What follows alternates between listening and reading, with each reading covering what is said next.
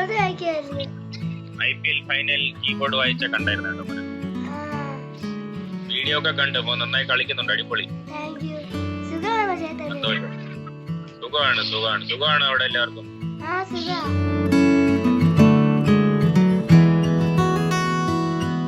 ഞാൻ ആ ചേട്ടൻ്റെ വലിയ ഫാനാണ്. ഒരിക്കലും തോന്നിയില്ലായിരുന്നു. ഒരു ദിവസം ഞാൻ കീബോർഡ് വായിച്ചുകൊണ്ടിരിക്കുമ്പം ഫോണിനകത്ത് കോള് വന്ന്. അപ്പം ഞാനത് എടുത്തപ്പം സഞ്ജു ചേട്ടൻ്റെ മുഖം കണ്ട്. ലോക്ക്ഡൗൺ സമയത്ത് ബോർഡ് അടിച്ചിരുന്നപ്പോൾ യൂട്യൂബ് ചാനൽ ഇട്ടായിരുന്നു. അപ്പം ഞാനതിനകത്ത് പാട്ട് പാടി മിമിക്രി ചെയ്തൊക്കെ ഇടുമായിരുന്നു. അപ്പം ഇയാൾ ഭയങ്കര ഫാനാണ് സഞ്ജു സാംസൻ്റെ കളി. ഇയാൾ കോഹ്ലിയുടെ ഫാനും ഇയാൾ സഞ്ജു സാംസൻ്റെ ഫാനാണ്. അപ്പോൾ രണ്ടുപേരുടെ മറ്റേ IPL വരുമ്പോൾ മത്സരമാണ് ഇവിടെ. പുള്ളി കോൾ വന്ന ഉടനെ ചാടി അറ്റൻഡ് ചെയ്തു. അങ്ങനെ അറ്റൻഡ് ചെയ്തപ്പോൾ പെട്ടെന്ന് അപ്പുറ സൈഡിൽ സഞ്ജു. ഫാമിലിക്ക് എല്ലാവർക്കും ഭയങ്കര സന്തോഷമായി. അങ്ങനെയൊക്കെ പറഞ്ഞല്ലോ, ഞങ്ങൾക്ക് എല്ലാവർക്കും വലിയ സന്തോഷം. ഒരു ദിവസം ഞങ്ങൾ എല്ലാവരും അങ്ങോട്ട് ഇറങ്ങാം. ഡെലിവറിയോട് അടുപ്പിച്ച ലാസ്റ്റ് സ്കാനിങ്ങിലാണ് നമ്മൾ കാണിച്ചുകൊണ്ടിരുന്ന ഹോസ്പിറ്റലിൽ പറയുന്നത് വയറിൽ ഫ്ലൂയിഡ് കുറവാണ്. അപ്പം കുട്ടിയോ അമ്മയോ ആരെങ്കിലും ഒരാളെ കിട്ടാൻ സാധ്യതയില്ല. എത്രയും പെട്ടെന്ന് SITയിലോട്ട് കൊണ്ടുപോകണം, ട്രിവാൻഡ്രം SITയിലോട്ട് കൊണ്ടുപോകണമെന്ന് പറഞ്ഞത്. അത് വയറ്റിൽ കിടക്കുമ്പോൾ തന്നെ ഇടയ്ക്ക് സമയത്ത് അനക്കം ഉണ്ടാവില്ല. അപ്പോൾ അന്നേരം ഞങ്ങൾ എടുത്തുകൊണ്ട് പെട്ടെന്ന് ഹോസ്പിറ്റലിൽ പോകും. അപ്പോൾ അങ്ങനെ യാദൃച്ഛമായിട്ട് മൊബൈലിൽ പാട്ട് വെക്കുമ്പോഴത്തേക്ക് എത്ര അനക്കമില്ലാതെ കിടന്നാലും പാട്ട് വെക്കുമ്പോൾ വയറ്റിൽ താളം. മറ്റേ മണിച്ചേട്ടൻ്റെ പാട്ടാണ്. മറ്റേ ഇവിടെ 110-111 കുട്ടികൾ ജില്ലയിലുണ്ടായിരുന്നു മത്സരിക്കുന്ന 11 നാടകമായിട്ട്. അതിനകത്ത് പല ആൾക്കാരും ചലച്ചിത്ര മേഖലയിൽ നിന്ന് വന്നവരുടെ മക്കളും കൊച്ചുമക്കളൊക്കെയാണ്. അവിടെ നിന്ന് മത്സരിച്ച് ബെസ്റ്റ് ആക്ടറായിട്ട് മോനെ സെലക്ട് ചെയ്തു. ഇവൻ എന്തെങ്കിലും ഇങ്ങനെ ഒരാളായതുകൊണ്ട് ഇവനൊരു സ്പെഷ്യൽ കൺസിഡറേഷൻ കൊടുത്തിട്ടില്ല, മാറ്റി നിർത്തിയിട്ടുമില്ല. എന്തൊക്കെയുണ്ട് വിശേഷങ്ങൾ? ആണോ? ഇപ്പം നമ്മുടെ സഞ്ജു സാംസൺ വീഡിയോ കോൾ ചെയ്തെന്ന് അറിഞ്ഞിട്ട് വന്നതാണ് നമ്മൾ. എന്താ അങ്ങനെ കോൾ ചെയ്യേണ്ട കാരണം എന്താ? ഞാൻ ആ ചേട്ടൻ്റെ വലിയ ഫാനാണ്. അപ്പം ഇങ്ങനെ ഓരോ യൂട്യൂബ് ചാനലുകാരും വീഡിയോ ഇട്ടപ്പം ഞാൻ അതിനെക്കുറിച്ച് പറഞ്ഞു ഫാനാണ്. അപ്പം അത് കണ്ടിട്ട് സഞ്ജു ചേട്ടൻ എന്നെ വീഡിയോ കോൾ ചെയ്തിട്ട് എന്തൊക്കെയാണ് പറഞ്ഞത്? ഞാനിപ്പോൾ ഛത്തീസ്ഗഡിലാണ്.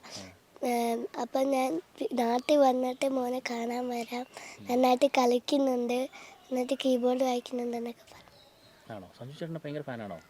എന്തുകൊണ്ടാണ് അങ്ങനെ? എന്തൊക്കെ കളികളൊക്കെയാണ് പുള്ളിയുടെ ഇഷ്ടം? ഏതൊക്കെ കളികളായിരുന്നു ഇഷ്ടം? IPL കാണും. ആണോ? രാജസ്ഥാൻ റോയൽസിൻ്റെ ഫാനാണോ? ഇങ്ങനെ സഞ്ജു ചേട്ടൻ എപ്പോഴെങ്കിലും വിളിക്കുമെന്ന് തോന്നിയിരുന്നോ? ഇല്ല, ഒരിക്കലും തോന്നിയില്ലായിരുന്നു. ഒരു ദിവസം ഞാൻ കീബോർഡ് വായിച്ചുകൊണ്ടിരിക്കുമ്പം ഫോണിനകത്ത് കോള് വന്ന്. അപ്പം ഞാനത് എടുത്തപ്പം സഞ്ജു ചേട്ടൻ്റെ മുഖം കണ്ട്. അപ്പം ഞാൻ ഞെട്ടിയാ?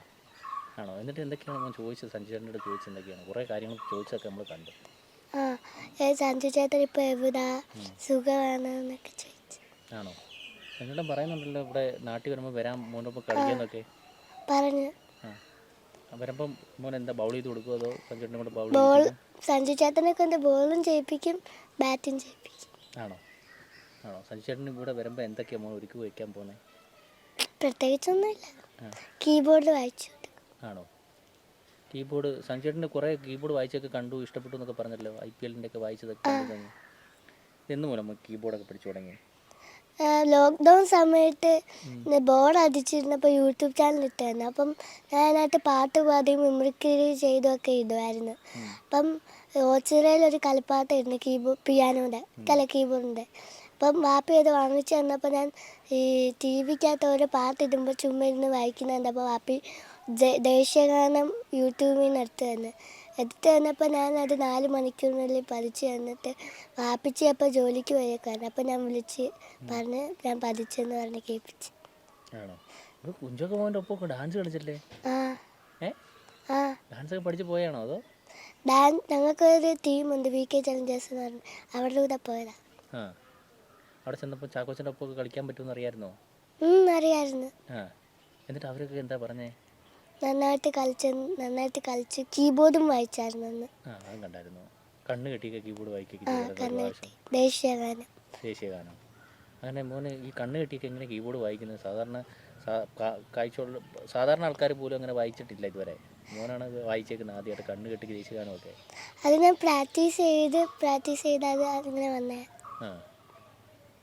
ഇപ്പോൾ എത്ര വർഷമായിട്ട് ഇപ്പോൾ കീബോർഡ് പഠിക്കുന്നുണ്ട്? കീബോർഡ് പഠിക്കാൻ പോകുന്നുണ്ടായിരുന്നു ശിവശക്തി എന്ന് പറയുന്ന സ്ഥാപനത്തിൽ. ഇപ്പോൾ പ്രോഗ്രാം ആയതുകൊണ്ട് ക്ലാസ് മിസ്സായി. 4 മാസം കണ്ടായി പോയിട്ട്. ഇപ്പോൾ ഒരുപാട് പ്രോഗ്രാമിന് പോകുന്നുണ്ടോ? പോകുന്നുണ്ട്. ഷോ ആയിട്ട് ചെയ്യും 2 മണിക്കൂർ. ഇപ്പം മോൻ എത്രാം ക്ലാസ്സിലാണ് പഠിക്കുന്നത്, എവിടെയാണ് പഠിക്കുന്നത്? കേരളം GPS പുതുപ്പള്ളി എന്ന് പറയുന്ന സ്കൂളിൽ 6ാം ക്ലാസ്സിലാണ് പഠിക്കുന്നത്. കൂട്ടുകാരും ടീച്ചർമാരും ഒക്കെ എങ്ങനെയാണ്? നല്ല സപ്പോർട്ടാണ്. അവരെവിടെയെങ്കിലും കൊണ്ടുപോകുക, എന്തെങ്കിലും ഈ ക്ലാസ്സൊക്കെ നഷ്ടപ്പെടുമ്പോൾ, ക്ലാസ്സൊക്കെ നഷ്ടപ്പെടുമ്പോൾ ടീച്ചർമാരെന്താ പറയുക? ക്ലാസ് നഷ്ടപ്പെടുമ്പോൾ റീവൈൻഡ് ചെയ്തു തരും. ആ, പഠിച്ച ആരാവാൻ ഇഷ്ടം? പഠിച്ച് സയൻറ്റിസ്റ്റ്, ബഹിരാകാശ ഗവേഷകൻ. ആണല്ലേ? അതിന് വേണ്ടിയുള്ള പ്രിപ്പറേഷനൊക്കെ ഇപ്പോഴേ തുടങ്ങിയോ? ആ, ആണോ? അപ്പോൾ കീബോർഡൊക്കെ അന്നേരത്തേക്ക് വിടുമോ? ഇല്ല, ആ, അത് ഞാൻ പ്രാക്ടീസ് ചെയ്തുകൊണ്ടിരിക്കും ഫ്രീ ടൈമിൽ. ആണല്ലേ? ഫുട്ബോൾ സീസർ കട്ടൊക്കെ അടിക്കുന്നതൊക്കെ വീഡിയോ ഉണ്ടല്ലോ, ഇതൊക്കെ എങ്ങനെ പഠിച്ചേ? ഇത് ഞാൻ ഫുട്ബോൾ കാണുമ്പോൾ ചുമ്മാ ചെയ്ത് നോക്കുന്നത്. ആണല്ലേ? അപ്പം അമ്മയൊക്കെ എന്താ പറയുക, ഉമ്മയൊക്കെ എന്താ പറയാറ്? ഇപ്പോൾ കാണുമ്പോൾ അടങ്ങി ഒതുങ്ങി എവിടെയെങ്കിലും ഇരിക്കണമെന്ന് പറയും? ഇല്ല, എല്ലാം നല്ല സപ്പോർട്ടാണ്. Okay okay. ചേട്ടാ, ഈ മോനെ സഞ്ജു സാംസൺ വിളിച്ചു, അത് അറിഞ്ഞിട്ടാണ് ഞങ്ങൾ ശരിക്കും വന്നത് തന്നെ. ഇപ്പോൾ എന്താണ് ഇതിനെ കുറിച്ച് പറയാനുള്ളത്? അത് ശരിക്കും അത് യാദൃശ്യമായിട്ട് ഇതിപ്പോൾ മോൻ ഇപ്പോൾ റീസെൻ്റായിട്ട് ദേശീയ പതാക ഉയർത്താൻ ഒരവസരം നമ്മുടെ മാവേലിക്കര സിവിൽ സ്റ്റേഷനിൽ ജോയിൻ്റ് RTO മനോജ് സാറിൻ്റെ ഒരു എന്തോന്നിൽ മോൻ ദേശീയ പതാക ഉയർത്തിയായിരുന്നു. അപ്പോൾ അതിനെക്കുറിച്ച് ഒരു വാർത്തയായപ്പോഴത്തേക്ക് അങ്ങനെ ഒരു ചാനൽ ഇൻ്റർവ്യൂവിന് വന്ന കൂട്ടത്തിൽ മോൻ ഇങ്ങനെ എന്തൊക്കെ ചെയ്യുമെന്ന് ചോദിച്ചപ്പോൾ പറഞ്ഞാണ്, യാദൃശ്യമായിട്ട് പറഞ്ഞാണ് ക്രിക്കറ്റ് കളിക്കും ഫുട്ബോൾ കളിക്കും, ഒന്നിലും ആൾ മാറി നിൽക്കില്ല. അപ്പോൾ അങ്ങനെ അപ്പോൾ ഇയാൾ ഭയങ്കര ഫാനാണ് സഞ്ജു സാംസൻ്റെ കളി. ഇയാൾ കോഹ്ലിയുടെ ഫാനും ഇയാൾ സഞ്ജു സാംസൻ്റെ ഫാനാണ്. അപ്പോൾ രണ്ടുപേരുടെ മറ്റേ IPL വരുമ്പോൾ മത്സരമാണ് ഇവിടെ. അപ്പോൾ അങ്ങനെയുള്ള കാര്യങ്ങൾ പറഞ്ഞതാണ്. അപ്പോൾ പറഞ്ഞ കൂട്ടത്തിൽ ഇയാൾ പറഞ്ഞു ഫാനാണ്. പിന്നെ അതുപോലെ ബ്ലാസ്റ്റേഴ്സ് ഭയങ്കര കടുത്ത ആരാധകനാണ്. എല്ലാ വർഷവും കളി കാണാൻ പോകും കൊച്ചിയിൽ ഒരു വട്ടം. അപ്പോൾ ബ്ലാസ്റ്റേഴ്സ് ടീമിൽ നിന്ന് വിളിച്ചിട്ടുണ്ട്, മോനെ കാണണം, ഒരു ദിവസം വിളിക്കാമെന്നൊക്കെ പറഞ്ഞിട്ടിരിക്കുകയാണ്. അപ്പോൾ അങ്ങനെ പറഞ്ഞ കൂട്ടത്തിൽ പറഞ്ഞാണ്. അപ്പം ആ വീഡിയോ അങ്ങനെ വൈറലായി. ആ സഞ്ജു സാർ കണ്ടിട്ട് പെട്ടെന്ന് യാദൃശ്യമായിട്ട് ഇതിൽ വൈകിട്ട് കീബോർഡ് പ്രാക്ടീസ് ചെയ്യും, കുറച്ച് 1/2 മണിക്കൂർ 3/4 മണിക്കൂർ പ്രാക്ടീസ് ചെയ്യും. അപ്പോൾ പ്രാക്ടീസ് ചെയ്ത് ഫോൺ എടുത്ത് വെച്ചിട്ട് ഈ സമയത്താണ് കോൾ വരുന്നത്. കോൾ വന്ന ഉടനെ ചാടി അറ്റൻഡ് ചെയ്തു. അങ്ങനെ അറ്റൻഡ് ചെയ്തപ്പോൾ പെട്ടെന്ന് അപ്പുറ സൈഡിൽ സഞ്ജു രണ്ടുകൾ ഞെട്ടിപ്പോയി.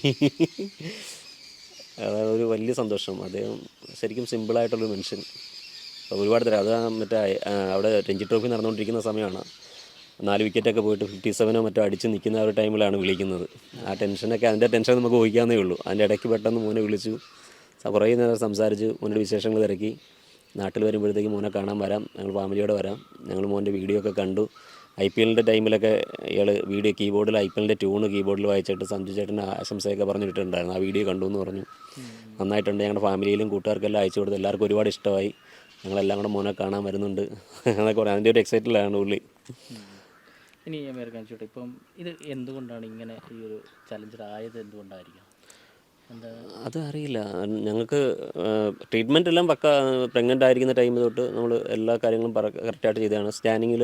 എല്ലാ സ്കാനിങ്ങും ചെയ്താണ്. കൂടുതൽ സ്കാനിങ് കാരണം പ്രഗ്നൻ്റ് ആകാൻ കുറച്ച് ഡിലേ ആയിട്ടാണ് ആയത്. അപ്പോൾ അതിൻ്റെ ആദ്യം തൊട്ട് ട്രീറ്റ്മെൻറ്റ് ഉണ്ടായിരുന്നു. അപ്പോൾ അതെല്ലാം ഒരു ഹോസ്പിറ്റലിൽ തന്നെയാണ് ചെയ്തത്. അപ്പോൾ അതുകൊണ്ട് പ്രഗ്നൻ്റ് ആയപ്പോൾ തന്നെ സ്കാനിങ് നോർമൽ ചെയ്യുന്നതിനേക്കാൾ കൂടുതൽ സ്കാനിങ്ങും കാര്യങ്ങളും എല്ലാം ചെയ്തിട്ടാണ് വന്നത്. ലാസ്റ്റ് നിമിഷമാണ് ഡെലിവറിയോട് അടുപ്പിച്ച് ലാസ്റ്റ് സ്കാനിങ്ങിലാണ് നമ്മൾ കാണിച്ചുകൊണ്ടിരുന്ന ഹോസ്പിറ്റലിൽ പറയുന്നത് വയറിൽ ഫ്ലൂയിഡ് കുറവാണ്. അപ്പം കുട്ടിയോ അമ്മയോ ആരെങ്കിലും ഒരാളെ കിട്ടാൻ സാധ്യതയില്ല, എത്രയും പെട്ടെന്ന് SITയിലോട്ട് കൊണ്ടുപോകണം, ട്രിവാൻഡ്രം SITയിലോട്ട് കൊണ്ടുപോകണമെന്ന് പറഞ്ഞത്. അങ്ങനെ പെട്ടെന്ന് പിന്നെ അങ്ങനെ ഞങ്ങളുടെ കുറേ ആൾക്കാരുമായിട്ട് റിലേറ്റീവ്സും ഞങ്ങളുടെ ജോലി ചെയ്യുന്ന ആൾക്കാരുമായിട്ട് സാർമാരായിട്ട് സംസാരിച്ചപ്പോൾ അങ്ങനെ പന്തളം ഹോസ്പിറ്റലുണ്ട്, അങ്ങനെ അവിടെ കൊണ്ടുപോയി എടുത്തു കഴിഞ്ഞപ്പോഴാണ് ഇങ്ങനെയാണ് എന്നറിയാം. അപ്പോൾ ഞങ്ങളോട് പറഞ്ഞിട്ടുണ്ടായിരുന്നില്ല, ചെറിയ പ്രശ്നങ്ങളുണ്ടെന്നേ പറഞ്ഞുള്ളൂ. 1.5 ആഴ്ച കഴിഞ്ഞിട്ടാണ് പിന്നെ കുഞ്ഞിനെ ഞങ്ങളെ കാണിക്കുന്നത്. 2.5 വയസ്സ് ഒരാൾ കിടക്കത്തേ ഉണ്ടായിരുന്നുള്ളൂ, ഇരിക്കാനൊന്നും പറ്റില്ല, അങ്ങനെ ബാലൻസ് കിട്ടില്ല, മറിഞ്ഞു വീഴും. അപ്പോൾ അങ്ങനെ 2 സൈഡിലും പില്ലോയൊക്കെ വെച്ചിട്ട് ഇരുത്തി അങ്ങനെയൊക്കെയാണ്. 2.5 വയസ്സിന് ശേഷമാണ് ആളൊരു മൂവ് ചെയ്യാൻ തുടങ്ങുന്നതും. പിന്നെ കൊച്ചിയിലെ തൊട്ട് പാട്ട് കേൾക്കുമ്പോഴത്തേക്ക് താളം പിടിക്കുമായിരുന്നു. അത് വയറ്റിൽ കിടക്കുമ്പോൾ തന്നെ ഇടയ്ക്ക് സമയത്ത് അനക്കം ഉണ്ടാവില്ല. അപ്പോൾ അന്നേരം ഞങ്ങൾ എടുത്തുകൊണ്ട് പെട്ടെന്ന് ഹോസ്പിറ്റലിൽ പോകും. അപ്പോൾ ആ ഒരു ഡിലേ ആയിട്ട് വന്നുകൊണ്ട് ഞങ്ങൾക്ക് നല്ല ടെൻഷനായിരുന്നു. അപ്പോൾ അങ്ങനെ യാദൃശ്യമായിട്ട് ഇങ്ങനെ മൊബൈലിൽ പാട്ട് വെക്കുമ്പോഴത്തേക്ക് എത്ര അനക്കമില്ലാതെ കിടന്നാലും പാട്ട് വെക്കുമ്പോൾ വയറ്റിൽ താളം. മറ്റേ മണിച്ചേട്ടൻ്റെ പാട്ടാണ്, മറ്റേ ഉമ്പായി കുച്ചാണ്ട് ആ പാട്ട്, പിന്നെ നമ്മുടെ പപ്പയുടെ സ്വന്തം അപ്പൂസിലെ എൻബുവേ നിൻബുവേ, ആ 2 പാട്ട് എപ്പോൾ വെച്ചാലും ഏത് ഉറക്കത്തിൽ ഏതൊരു പാതിരാത്രിക്ക് വെച്ചാലും താളം വയറ്റ് ചവിട്ടും. അങ്ങനെ അനക്കം ഉണ്ടെന്ന് അറിയുന്നത്. അവിടുന്ന് പിന്നെ ഒരു 3 വയസ്സായപ്പോഴത്തേക്ക് 2.5-3.5 വയസ്സൊക്കെ ആകുമ്പോൾ പടം വരയ്ക്കാൻ തുടങ്ങി. കാലിൽ പെൻസിൽ വെച്ചിട്ട് പടം വരയ്ക്കും. അങ്ങനെ എക്സിബിഷനൊക്കെ നടത്തിയിട്ടുണ്ട് പടം വരച്ചതിൻ്റെ. അത് മനോരമയിലൊക്കെ വാർത്ത വന്നിട്ടുണ്ടായിരുന്നു. ഒരു 3.5 വയസ്സിൽ ഇവിടെ നമ്മുടെ ഒരു അടുത്ത് ഓണപരിപാടിക്ക് ആദ്യം മൈക്കിൽ പാട്ട് പാടിക്കൊണ്ടാണ് തുടക്കം. അവിടുന്ന് പിന്നെ ഇപ്പോൾ ഇങ്ങനെ ആയി നിൽക്കുന്നു. ഇതിൻ്റെ പേരിൽ തന്നെ നിങ്ങളെല്ലാം അറിയപ്പെടുകയാണ്. തീർച്ചയായിട്ടും. അതെ. ഇനി ഇതിൻ്റെ എന്തെങ്കിലും ട്രീറ്റ്മെൻറ്റോ അങ്ങനെ കാര്യങ്ങളോ അങ്ങനെ എന്തെങ്കിലും ഉണ്ടോ? നിലവിൽ മോൻ്റെ കാലിൽ ഈ കാലുള്ളൊരു കാല് ബെൻഡഡാണ്. അപ്പോൾ അത് ഇവിടെ നമ്മുടെ ഇവിടെ ജോയിൻ്റ് ഇല്ല, അത് ചേർന്നിട്ട് തന്നെയാണ്. അപ്പം അത് ഓപ്പറേറ്റ് ചെയ്ത് നോക്കി കഴിഞ്ഞാൽ ഇപ്പുറത്തെ സൈഡിൽ വെച്ചുകൊണ്ട് അവന് നടക്കാൻ പറ്റുന്ന രീതിയിൽ ചെയ്യാമെന്നാണ് നമ്മൾ കാണിച്ച ഹോസ്പിറ്റലിലൊക്കെ പറഞ്ഞത്. അപ്പോൾ അത് പക്ഷേ ഈ മോൻ വളർന്നുകൊണ്ടിരിക്കുന്നതുകൊണ്ട് ഇപ്പോൾ ചെയ്താൽ നമ്മൾ ഇടയ്ക്ക് ചേഞ്ച് ചെയ്തുകൊണ്ടേ ഇരിക്കേണ്ടി വരും. അപ്പോൾ അതുകൊണ്ട് ഒരു വളർച്ച എത്തുന്ന സമയത്ത് ചെയ്യുന്നതായിരിക്കും നല്ലത് എന്ന രീതിയിലാണ് പറഞ്ഞിരിക്കുന്നത്.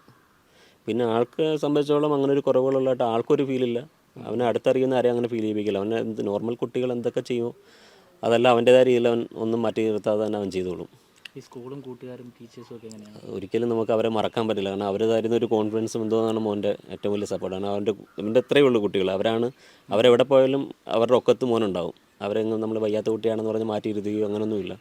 അവരുടെ കൂടെ അവരെപ്പോഴും കൂടെ കൊണ്ട് എടുത്തുകൊണ്ട് അവരെവിടെ പോയാലും കളിക്കാൻ പോയാലും അവനുണ്ടാവും. അവന് പറ്റുന്ന രീതിയിൽ അവരുടെ കൂടെ നിന്ന് ഇവൻ്റെ അഡ്ജസ്റ്റ് ചെയ്തിട്ടാണ് കളിക്കുന്നതായാലും ശരി, എന്ത് കാര്യത്തിനായാലും അവൻ അവരുടെ കൂടെ തന്നെ അവിഭാജ്യ ഘടകമാണ്.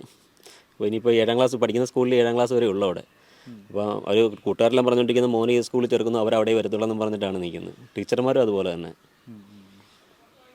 ഈ എക്സ്ട്രാ കരിക്കുലർ ആക്ടിവിറ്റീസ് കുറേ ഉണ്ടല്ലോ. ഇപ്പം ഫുട്ബോൾ കളിക്കുന്ന നമ്മൾ കുറേ വീഡിയോ കണ്ടു, ക്രിക്കറ്റ് കളിക്കുന്ന നന്നായിട്ട് ബാറ്റ് ചെയ്യുന്നതും ബൗൾ ചെയ്യുന്നതും ഒക്കെ കാണുന്നുണ്ട്, സീസർ കട്ടൊക്കെ അടിക്കുന്ന വീഡിയോ വരെ കണ്ടായിരുന്നു. ഇതൊക്കെ എങ്ങനെയാണ് ട്രെയിൻ ചെയ്ത് വരുന്നത്? തനിയെ അത് തനിയാണ് എന്ത് കാര്യങ്ങളും കണ്ടു കഴിഞ്ഞാൽ അയാൾക്കൊന്ന് ചെയ്യണമെന്ന് തോന്നിയാൽ അത് പ്രാക്ടീസ് ചെയ്ത്. ഇപ്പം ഞാൻ പറഞ്ഞില്ലേ, കിടക്കുന്നിടത്ത് നിന്ന് മൂവ് ചെയ്യാൻ തുടങ്ങിയത് പുള്ളിയുടെ ഇനിഷ്യേറ്റീവാണ്. താഴെ ഇരുന്നിടത്തുനിന്ന് എണീക്കുമെന്നല്ല, അതുപോലെ കാലിൽ വെച്ചിട്ട് എഴുതിക്കൊണ്ടിരുന്നിടത്തുനിന്ന് കഴുത്തിൽ പെൻസിൽ വെച്ചിട്ട് എഴുതാൻ തുടങ്ങി. അത് തന്നെ നോർമൽ നമ്മൾ നല്ല കൈവച്ചിടുന്ന ഹാൻഡ് റൈറ്റിങ്ങുകൾ സ്പീഡിൽ അതിനേക്കാൾ നല്ല ഹാൻഡ് റൈറ്റിങ്ങിൽ മോൻ എഴുതും, പടം വരയ്ക്കും. അതെല്ലാം അവൻ്റെ ഇപ്പോൾ കീബോർഡ് പഠിച്ചത് തന്നെ നമ്മൾ 10 വിരൽ വെച്ച് വായിക്കേണ്ട ഒരു ഇൻസ്ട്രുമെൻ്റാണ് കീബോർഡ്.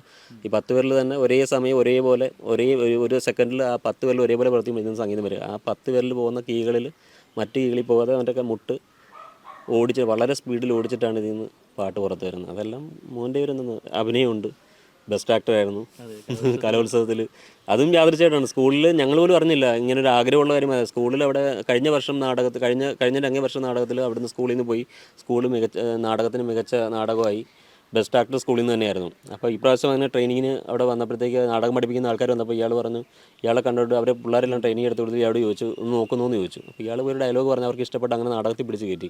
ഇത് കഴിഞ്ഞിട്ട് വന്നിട്ടാണ് പറയുന്നത് നാടകത്തിൽ അഭിനയിക്കാൻ കയറ്റി. അപ്പോൾ ഞാൻ അവരോട് വിളിച്ച് പറഞ്ഞു, മോൻ ഇങ്ങനൊരാൾക്ക് എന്തായാലും നോർമൽ രീതിയിൽ അഭിനയിക്കാൻ പറ്റില്ലല്ലോ. അപ്പോൾ ഞാൻ പറഞ്ഞു അവരോട് എൻ്റെ ഒരു സുഹൃത്താണ് പഠിപ്പിക്കുന്നത്. അപ്പോൾ ഞാൻ വിളിച്ചിട്ട് പറഞ്ഞു, മോനെ അങ്ങനെ ഒരു ഫീൽ വെച്ചിട്ട് അവനെ പിടിച്ച് ചേർക്കണമെന്നില്ല, ഞാൻ അവനെ പറഞ്ഞ് മാറ്റിക്കോളാം. അപ്പോൾ അവർ പറഞ്ഞു കുഴപ്പമില്ലടാ, അവൻ നന്നായിട്ട് ചെയ്യുന്നുണ്ട്, നമുക്ക് നോക്കാമെന്ന് പറഞ്ഞു. പക്ഷേ അഭിനയിക്കാൻ പോയി സ്റ്റേജിൽ കയറിയിട്ട് ആൾ കയറി തകർത്തു. ഇവിടെ 110-111 കുട്ടികളുടെ ജില്ലയിലുണ്ടായിരുന്നു മത്സരിക്കുന്ന 11 നാടകമായിട്ട്. അതിനകത്ത് പല ആൾക്കാരും ചലച്ചിത്ര മേഖലയിൽ നിന്ന് വന്നവരുടെ മക്കളും കൊച്ചുമക്കളൊക്കെയാണ്. അവരിൽ നിന്ന് മത്സരിച്ച് ബെസ്റ്റ് ആക്ടറായിട്ട് മോനെ സെലക്ട് ചെയ്തു. അതിൻ്റെ ജഡ്ജ് പറഞ്ഞൊരു വാചകം അന്ന് വിധി പറഞ്ഞത്, മോൻ ഇങ്ങനൊരു കുട്ടി ആയതുകൊണ്ടല്ല അവന് ബെസ്റ്റ് ആക്ടർ അവിടെ കൊടുത്തത്, അവൻ്റെ കലയുണ്ട്, അസാധ്യ അഭിനയമായിരുന്നു, അസാധ്യ ടൈമിങ്, അവൻ ലോകം അറിയുന്നൊരു കലാകാരനായിട്ട് നാളെ അറിയപ്പെടും, ലോകം മുഴുവൻ അവനെ കാണാൻ കാത്തിരിക്കും എന്നൊക്കെയാണ് അന്ന് ജഡ്ജ് വിധി പ്രഖ്യാപിച്ചുകൊണ്ട് പറഞ്ഞത്. അവിടെ നമ്മൾ ഇത്രയും വൈകല്യമായിട്ട് നമ്മുടെ കുടുംബത്തിലെ ഒരാൾ വരുമ്പോഴേക്ക് ദൈവമേ നമ്മളോട് എന്തിനാ ഈ ചതി എന്നുള്ള രീതിയിലായിരിക്കും നമ്മളൊക്കെ പറയാറുള്ളത്. ഇപ്പം അത് നിങ്ങളും പറഞ്ഞിട്ടുണ്ടാവാം, പക്ഷേ ഇപ്പം ഈ നിമിഷം എന്താണ് തോന്നുന്നത്? ഞങ്ങളെ സംബന്ധിച്ച് ഞങ്ങളുടെ കുടുംബത്തിൽ അങ്ങനെ ഇങ്ങനെയുള്ള കുട്ടികൾ ആർക്കും വന്നിട്ടുണ്ടായിരുന്നില്ല. നമ്മളങ്ങനെ പ്രതീക്ഷിക്കുന്നുണ്ടായിരുന്നില്ല. അത് ഒരുപാട് രാത്രികളിൽ ഞാനും വൈഫ് കൂടെ ഒരുപാട് രാത്രികൾ കരഞ്ഞിട്ടുണ്ട് മോനെ ഓർത്തിട്ട്. അവനെ കാണിക്കാതെയാണ്, അവനെ അറിയിക്കാതെയാണ് കരഞ്ഞിട്ടുള്ളത്. പിന്നെ ഒരു കാര്യം എന്ന് വെച്ച് കഴിഞ്ഞാൽ ഇങ്ങനെ വന്നു. ഇപ്പം ഞങ്ങളുടെ മനസ്സിലുള്ളതെന്ന് വെച്ചാൽ ഇങ്ങനെയുള്ള കുട്ടികളെ ഇപ്പം എല്ലാവരും പറയുന്ന കൂട്ട് തന്നെ ഇങ്ങനെയുള്ള കുട്ടികളെ ദൈവത്തിൻ്റെ ഇഷ്ടപ്പെട്ട അവർക്ക് ഏറ്റവും പ്രിയപ്പെട്ട ആയിരിക്കണം മക്കൾ. അപ്പോൾ ഭൂമിയിലേക്ക് നോക്കിയിട്ട് അവനെ നോക്കും, അല്ലെങ്കിൽ അവനെ സംരക്ഷിക്കുമെന്ന്, അല്ലെ അവനെ ഇഷ്ടപ്പെടുന്ന ആൾക്കാരിലേക്കായിരിക്കും അവനെ ഏൽപ്പിക്കുന്നതെന്ന്. അപ്പോൾ അത് ഞങ്ങളുടെ ഭാഗ്യമായിട്ട് കരുതുന്നു. പിന്നെ അവനെ സംബന്ധിച്ചോളം അവനെ അങ്ങനൊരു എങ്ങും ഞങ്ങൾ ഹൈഡ് ചെയ്ത് നിർത്തിയിട്ടില്ല. ഇങ്ങനൊരു കുട്ടിയാണെന്ന് പറഞ്ഞ് നമ്മൾ പോകുന്നിടത്തും കൊണ്ടുപോകാതിരിക്കുകയോ അല്ലെങ്കിൽ പുറത്തേക്ക് കാണിക്കാതിരിക്കുകയോ അങ്ങനെയൊന്നും ചെയ്തിട്ടില്ല. അവനെ നോർമൽ ഇപ്പം തെറ്റ് കാണിച്ചാൽ അവനെ ശിക്ഷിക്കുന്നത് എങ്ങനെയാണ് അതുപോലെ തന്നെ ഇവനെ ശിക്ഷ കിട്ടും.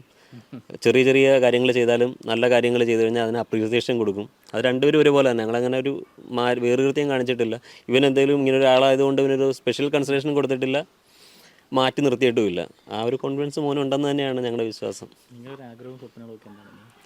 മോൻ വലിയ വലിയ വേദികളിൽ ഒരുപാട് പേർക്ക് പ്രചോദനമാകുന്ന രീതിയിൽ കീബോർഡ് വായനയുടെ കാര്യം ഞാൻ പറഞ്ഞല്ലോ. അപ്പം നോർമൽ ഇപ്പം നിലവിൽ നമ്മൾ ഗൂഗിളിലൊക്കെ സെർച്ച് ചെയ്താൽ പോലും മോനെക്കൂട്ടൊരാൾ കീബോർഡ് വായിക്കുന്ന ഒരാൾ നിലവിൽ ഇല്ലെന്ന് കാണുമായിരിക്കാം. പക്ഷേ നിലവിൽ ഇതുവരെ പുറത്തേക്ക് അങ്ങനെ അറിഞ്ഞിട്ടില്ല. അങ്ങനെ ഒരാളെന്ന രീതിയിൽ ലോകം അറിയുന്ന ഒരു കലാകാരനായിട്ട് വരട്ടെ, അത് കാണാൻ നമുക്ക് ഭാഗ്യം ഉണ്ടാകട്ടെ എന്ന് തന്നെയാണ്. ഇപ്പം ലാസ്റ്റ് 24 ഫ്ലവേഴ്സും ചേർന്ന് നടത്തിയൊരു പ്രോഗ്രാമിലേക്ക് മോനെ വിളിച്ചായിരുന്നു. അന്ന് പ്രേക്ഷക സംഘം എന്ന് പറഞ്ഞൊരു 10-15,000 ആൾക്കാരൊക്കെ ഉണ്ടായിരുന്നു. അവിടെ പ്രോഗ്രാം അവതരിപ്പിക്കാൻ ഒരു ഭാഗ്യം കിട്ടി. അങ്ങനെയുള്ള വലിയ വലിയ വേദികളിലേക്ക് അവതരിപ്പിക്കാൻ പറ്റട്ടെ, പ്രോഗ്രാം ചെയ്യാൻ പറ്റട്ടെ, ഒരുപാട് പേര് ഇഷ്ടപ്പെടുന്ന ഒരാളായിട്ട് മാറട്ടെ എന്നൊക്കെ പ്രാർത്ഥിക്കുന്നു ദൈവത്തോട്. ഈ ആഗ്രഹങ്ങളൊക്കെ സാധിച്ചു കൊടുക്കുമോ? കൊടുക്കും ഏ കൊടുക്കും. ആണല്ലേ? ഓക്കെ.